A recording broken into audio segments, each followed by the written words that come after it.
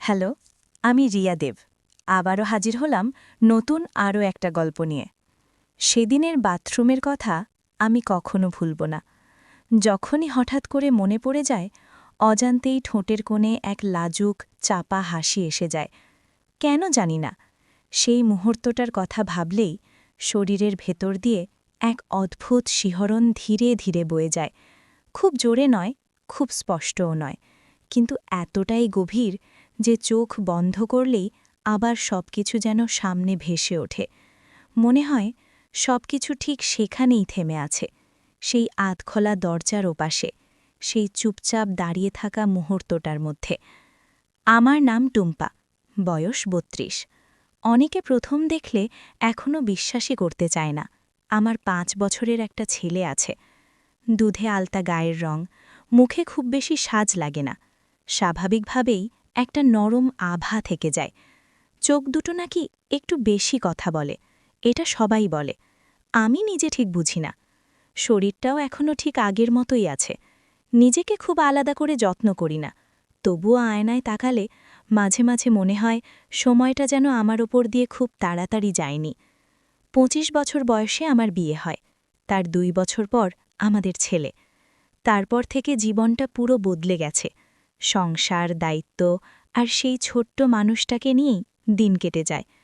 তবুও এই সাধারণ জীবনের মাঝেই কিছু কিছু মুহূর্ত এমন আসে যা একেবারে আলাদা হয়ে থেকে যায়। যেমন সেদিনের সেই বাথরুমের ঘটনা, যেটা আমি আজও ভুলতে পারিনি। বিয়ের পর সবকিছু সত্যিই খুব সুন্দর ছিল।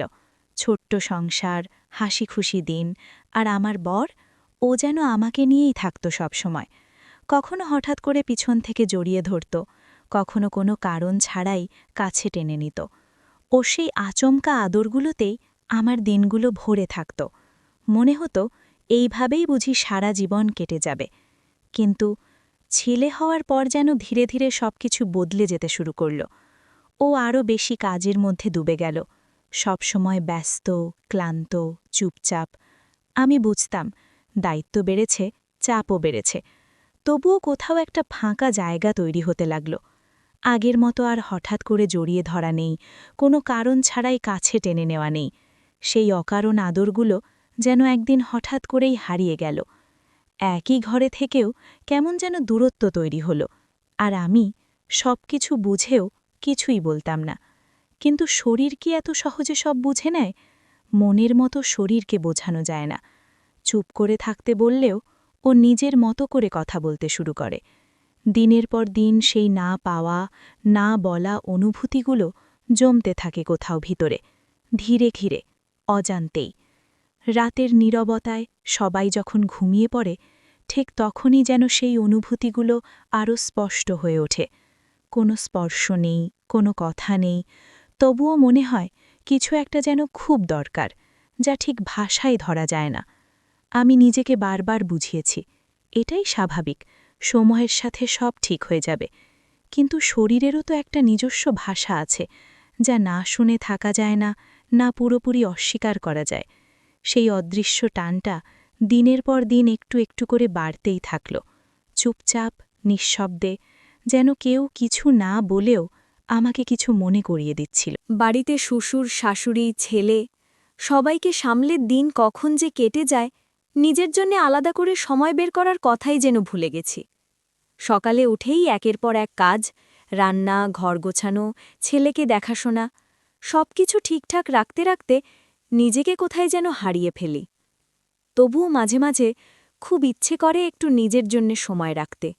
ইচ্ছে করে আয়নার সামনে দাঁড়িয়ে থাকি কিছুক্ষণ, চুলটা একটু ঠিক করি, আলমারি থেকে একটা পছন্দের শাড়ি বের করি। শরীরটাকেও তো একটু যত্ন দিতে ইচ্ছে করে, শুধু ক্লান্তির মধ্যে ঢেকে না রেখে। আবার নতুন করে অনুভব করতে ইচ্ছে করে নিজেকে। কিন্তু তারপরে হঠাৎ মনে হয়, কার জন্যে? কার জন্যে এই সাজা? কার চোখে ধরা পড়ার জন্যে এই চেষ্টা? যে মানুষটা একসময় না বললেও সব বুঝে নিত, আজ সেই তো দিনের শেষে শুধু ক্লান্ত হয়ে ঘুমিয়ে পড়ে। আমার দিকে তাকানোরও যেন সময় থাকে না। তখন আয়নার সামনে দাঁড়িয়ে নিজেকেই অচেনা লাগে। মনে হয় আমি আছি ঠিকই, কিন্তু আমার সেই আগের আমি কোথায় যেন হারিয়ে গেছে। আর সেই অদেখা না বলা অনুভূতিগুলো চুপচাপ জমে থাকে মন আর শরীরের মাঝখানে কোথাও বাপের বাড়ি গেলে সবকিছু যেন একটু হালকা লাগত পুরনো বান্ধবীরা জড়ো হতো হাসি আড্ডা ছোট ছোট গল্পে ভরে যেত সময়টা কিন্তু সেই আড্ডার মাঝেই হঠাৎ হঠাৎ এমন কিছু কথা উঠে আসত যা শুনে আমি চুপ হয়ে যেতাম ওরা নিজেদের বরের কথা বলতো কেউ বলতো ও না আজও হঠাৎ করে জড়িয়ে ধরে কেউ হেসে বলতো রাতে না ঘুমোতেই দেয় না এত কথা বলে সবাই হেসে উঠত আমিও হাসতাম মাথা নাড়তাম যেন সবকিছু খুব স্বাভাবিক লাগছে কিন্তু ভেতরে ভেতরে একটা অদ্ভুত খচখচে অনুভূতি জেগে উঠত মনে হতো আমার জীবনেও তো এমন ছিল একসময় কেউ না বললেও আমি নিজেই বুঝতে পারতাম সেই না পাওয়ার জায়গা থেকে চুপচাপ একটা হিংসে জন্ম নিচ্ছে বড় কোনো হিংসে না কিন্তু খুব নীরব খুব ব্যক্তিগত একটা অনুভূতি যা কাউকে বলা যায় না শুধু নিজের ভেতরেই লুকিয়ে রাখতে হয় আমার দেওরটা এতদিন শহরে ছিল পড়াশোনার জন্যেই বাইরে থাকতে হতো ওকে বছরে ১-২বার আসত ২-৩ দিন থেকে আবার চলে যেত তাই খুব বেশি কথাবার্তা বা কাছাকাছি হওয়াও হয়ে ওঠেনি কখনো কিন্তু এবার ও একেবারে বাড়ি চলে এলো বলল এখন থেকে গ্রামেই থাকবে এখান থেকেই কিছু একটা করবে প্রথম প্রথম একটু অচেনা অচেনা লাগত একই বাড়িতে থেকেও কেমন যেন দূরত্ব ছিল কিন্তু ধীরে ধীরে কথা বাড়তে শুরু করল কখনো রান্নাঘরে এসে হালকা মজা করা কখনো ছেলেকে নিয়ে খেলতে খেলতে আমাকে ডাকা বৌদি দেখো তো এটা ঠিক হচ্ছে আমি হেসে উত্তর দিতাম ছোট ছোট কথার মধ্যে দিয়ে কেমন যেন একটা সহজ সম্পর্ক তৈরি হতে লাগল ওর সাথে কথা বলতে ভালো লাগত কারণ ও শুনত মাঝে মাঝে এমন কিছু কথা বলতো যা অনেক দিন পর আমাকে হাসিয়ে দিত সত্যি করে অজান্তেই আমাদের মধ্যে একটা বন্ধুত্ব তৈরি হয়ে গেল খুব স্বাভাবিক খুব সহজ কিন্তু কোথাও যেন একটু আলাদা যেন দীর্ঘদিন পর কেউ আমার দিকে একটু সময় নিয়ে তাকাচ্ছে কথা বলছে ধীরে ধীরে আমি একটা জিনিস খেয়াল করতে শুরু করলাম দেওরের চোখে সেই স্বাভাবিক সহজ দৃষ্টি কেমন যেন একটু বদলে যাচ্ছে আগে যেমন হালকা মজা করে কথা বলতো এখনও বলে ঠিকই কিন্তু মাঝে মাঝে তার কথার ভেতরে একটা আলাদা ইঙ্গিত লুকিয়ে থাকে সরাসরি কিছু না কিন্তু বুঝতে অসুবিধা হয় না কখনো কোনো সাধারণ কথা বলেও ও এমনভাবে তাকিয়ে থাকে যেন কথার থেকেও বেশি কিছু বলতে চাইছে চোখ দিয়ে আমি প্রথমে নিজেকে বোঝানোর চেষ্টা করেছিলাম হয়তো আমি ভুল ভাবছি হয়তো এটা শুধু আমার মনেই তৈরি হচ্ছে কিন্তু না কিছু কিছু মুহূর্ত এতটাই স্পষ্ট ছিল যে না বুঝে থাকার উপায় ছিল না ওর সেই গভীর তাকানো একটু বেশি সময় ধরে রাখা চোখের যোগাযোগ আর সেই সব কথার ভেতরে চুপচাপ লুকিয়ে থাকা ডাবল মানে সব মিলিয়ে একটা অদ্ভুত অস্বস্তি তৈরি করত তবুও পুরোপুরি অস্বীকারও করতে পারতাম না আমি কিছু বলতাম না শুধু এড়িয়ে যেতাম অন্যদিকে তাকাতাম কিন্তু ভেতরে ভেতরে মনে হতো এই সব কিছুই ধীরে ধীরে কোনো এক অজানা জায়গার দিকে এগোচ্ছে যেখানে পৌঁছনো ঠিক নয় তবুও সেই পথটা কেমন যেন নিজে থেকেই তৈরি হয়ে যাচ্ছে যে কথাগুলো যে প্রশংসাগুলো আমি একসময় আমার বরের কাছ থেকে শুনতে চাইতাম সেগুলোই ধীরে ধীরে অন্য একজনের কাছ থেকে আসতে শুরু করল প্রথমে খুব ছোট ছোট জিনিস আজ তোমায় ভালো লাগছে এই রংটা তোমার উপর আলাদা লাগে সাধারণ কথা কিন্তু সেই কথাগুলো অনেক দিন কেউ বলেনি আমাকে আর অদ্ভুতভাবে ও সেগুলো ঠিক সময়েই বলতো যখন আমার সবচেয়ে বেশি শুনতে ইচ্ছে করত শুধু কথা না সময়টাও দিতে শুরু করল আমি যখন রান্নাঘরে একা থাকি ও এসে দাঁড়াত পাশে কিছু না বলেও পাশে থাকা কখনো ছেলেকে নিয়ে খেলতে খেলতে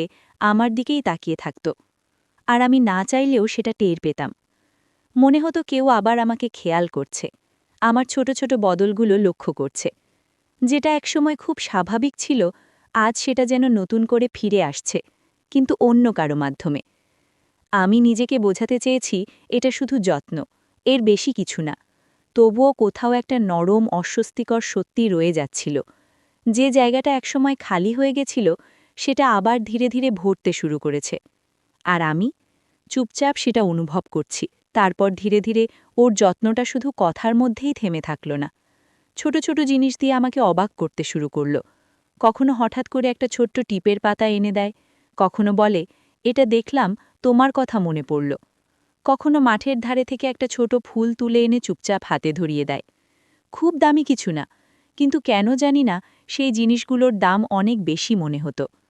একদিন চুপচাপ বলল, চলো মেলায় যাই। আমি একটু ইতস্তত করেছিলাম, তবুও গেলাম। মেলার ভিড়ের মধ্যে আলোর ঝলকানি, হাসির শব্দ, সবকিছুর মাঝে অনেকদিন পর নিজেকে একটু হালকা লাগছিল। ফুচকার দোকানের সামনে দাঁড়িয়ে ও বলল, তুমি আগে খাও। আমি হেসে ফেললাম। এই ছোট ছোট মুহূর্তগুলোই কেমন যেন ভেতরে ভেতরে আমাকে ছুঁয়ে যাচ্ছিল। যে না পাওয়া অনুভূতিগুলো এতদিন জমেছিল, ও যেন একে একে সবকিছু পূরণ করতে শুরু করল। আমি জানতাম এই পথটা ঠিক না, তবুও এই যত্ন, এই সময়গুলো অস্বীকার করাও কেমন যেন কঠিন হয়ে উঠছিল। এর মাঝেই একদিন হঠাৎ করে শাশুড়ি বললেন, ছেলেকে নিয়ে কয়েকদিনের জন্য পিসির বাড়ি ঘুরতে যাবেন, শ্বশুরও সঙ্গে যাবে। আমি প্রথমে কিছু বলিনি, শুধু মাথা নেড়ে সম্মতি দিয়েছিলাম। কিন্তু ভেতরে কোথাও যেন হালকা একটা ফাঁকা অনুভূতি তৈরি হচ্ছিল। ছেলেকে ছাড়া বাড়িটা একদম অন্যরকম লাগবে এটা জানতাম। সকালে ওরা বেরিয়ে গেল। ছেলের হাতটা ছাড়াতে গিয়েও কেমন যেন মনটা একটু টেনে ধরছিল। বাড়িটা হঠাৎ করেই খুব চুপচাপ হয়ে গেল। বর তো আগের মতোই, সকালে বেরিয়ে যায়, রাতে ফিরে আসে, দিনের বেশিরভাগ সময় বাড়িতে থাকে না। তাই দিনের বেলায় পুরো বাড়িটা যেন শুধু আমাদের দুজনের হয়ে রইল, আমি আর দেওর। প্রথম দিনটা অদ্ভুত লাগছিল। একই বাড়ি, কিন্তু পরিবেশটা কেমন যেন বদলে গেছে। চেনা উঠোন, চেনা ঘর, তবুও সবকিছু নতুন মনে হচ্ছিল। মাঝে মাঝে চোখাচোখি হয়ে যাচ্ছিল, কেউ কিছু বলছিল না, কিন্তু সেই নীরবতার মধ্যে অদ্ভুত একটা টান কাজ করছিল। মনে হচ্ছিল এই কয়েকটা দিন কিছু একটা বদলে দিতে পারে, কিন্তু কি সেটা তখনও স্পষ্ট ছিল না। শুধু এটুকু বুঝছিলাম, নীরবতাটা আগের মতো নেই আর। আমাদের বাথরুমটা ঘরের ভেতরে নয়, একটু বাইরে, উঠোন পেরিয়ে এক কোণে। গ্রামের সেই চেনা ব্যবস্থা। স্নান করতে গেলে আগে থেকেই সব গুছিয়ে নিতে হয়, গামছা, কাপড়, সাবান সব একসাথে নিয়ে তারপর বেরোতে হয়। সকালে বা বিকেলে যখন স্নান করতে যাই, উঠোনটা পেরোনোর সময় চারপাশটা অদ্ভুত নির্জন লাগে, বিশেষ করে সেই দিনগুলোতে যখন বাড়িতে আর কেউ ছিল না। সেদিন সবকিছু গুছিয়ে নিয়ে বাথরুমে ঢুকেছিলাম ঠিকই, কিন্তু ভেতরে ঢুকে হঠাৎই খেয়াল হলো গামছাটা নেওয়াই হয়নি। এক মুহূর্তের জন্য দাঁড়িয়ে রইলাম। এখন কি করি? বাইরে বেরোনো সম্ভব না, আর কাউকে ডাকবো সেটাও একটু অস্বস্তিকর লাগছিল। তবুও শেষমেশ ধীরে গলায় ডাকলাম, একটু শুনবে? কিছুক্ষণ চুপ, তারপর পায়ের শব্দ। কি হয়েছে? ওর গলাটা শুনেই হৃৎপিণ্ডটা কেমন যেন জোরে ধকধক করতে লাগল। আমি একটু ইতস্তত করে বললাম, গামছাটা ভুলে গেছি, এনে দেবে? আর কোনো প্রশ্ন না করে ও চুপচাপ ভেতর থেকে গামছাটা নিয়ে এলো। দরজার বাইরে এসে দাঁড়ালো। এই নাও। দরজার ওই টিনের পাতটার ওপাশে দাঁড়িয়ে ওর উপস্থিতিটা খুব স্পষ্ট হয়ে উঠল। আমি দরজাটা একটু ফাঁক করে হাত বাড়ালাম। ঠিক সেই মুহূর্তে কেন জানি না সময়টা যেন একটু থেমে গেল। গামছাটা নেওয়ার জন্য আমি যখন হাত বাড়ালাম, ঠিক তখনই হালকা করে আমাদের দুজনের হাত একসাথে ছুঁয়ে গেল, খুব সামান্য, এক মুহূর্তেরও কম সময়ের জন্য। তবুও সেই ছোঁয়াটা অদ্ভুতভাবে স্পষ্ট ছিল। আমি যেন হঠাৎ করে স্থির হয়ে গেলাম। হাতটা সরিয়ে নিলাম ঠিকই, কিন্তু শরীরের ভেতর দিয়ে এক ঝটকা কেমন যেন বয়ে গেল। ওপাশ থেকেও কোনো কথা আসছিল না, শুধু নিঃশব্দে দাঁড়িয়ে থাকা। আমি তখনও দরজার পাশে দাঁড়িয়ে, হাতের ছোঁয়াটা যেন এখনও ঠিকমতো মিলিয়ে যায়নি। ঠিক তখনই হঠাৎ করে দরজাটা একটু খুলে গেল। আমি চমকে উঠলাম। ও ভেতরে ঢুকে পড়েছে। এই তুমি! আমার গলায় অবাক, সাথে অদ্ভুত কাঁপন। ও কিছুক্ষণ কিচ্ছু বলল না, শুধু দাঁড়িয়ে রইল, খুব কাছে। বাথরুমের ছোট্ট জায়গাটা হঠাৎ করেই যেন আরও ছোট হয়ে গেল। দুজনের নিঃশ্বাসের শব্দ পর্যন্ত স্পষ্ট শোনা যাচ্ছিল। মনে হচ্ছিল সময়টা থেমে গেছে, আর এই নীরবতার ভেতরেই অনেক কিছু বলা হয়ে যাচ্ছে। অদৃশ্যভাবে, নিঃশব্দে কিছু একটা শুরু হয়ে গেল। খেলা, সেই পুরনো খেলা, চোখে চোখে কথা বলা, কিছু না বলেও অনেক কিছু বুঝে ফেলা। তারপর শুরু হলো খেলা, সেই পুরনো খেলা। খেলা চলতে থাকল, সেই খেলা থামল ঘরে এসে। গল্পটা কেমন লাগলো অবশ্যই কমেন্টে জানাও। এরকম আরও রোম্যান্টিক গল্প পেতে চ্যানেলটা সাবস্ক্রাইব করে পাশে থাকো, তাহলে নতুন ভিডিও সবার আগে পেয়ে যাবে। আবার দেখা হবে নতুন গল্পে। টাটা।